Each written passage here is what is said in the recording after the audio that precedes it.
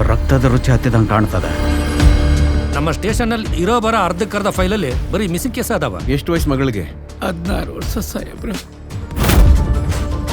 ಇಲ್ಲಿರೋ ಅಷ್ಟು ಕೇಸ್ಗಳಲ್ಲಿರೋ ಎಲ್ಲರೂ ಪತ್ತೆ ಇಲ್ದಂಗೆ ನಾ ಪತ್ತೆ ಆಗ್ಯಾರ. ಸರ್ ಬ್ಯಾಡ್ರಿ ಸರ್, ನಾನು ಮಾತು ಕೇಳ್ರಿ ಸರ್. ಹನುಮೇಶ, ಎಲ್ಲ ಕೇಸು ಕ್ರೈಮ್ ಥ್ರಿಲ್ಲರ್ ಆಗಿರುವುದಿಲ್ಲ.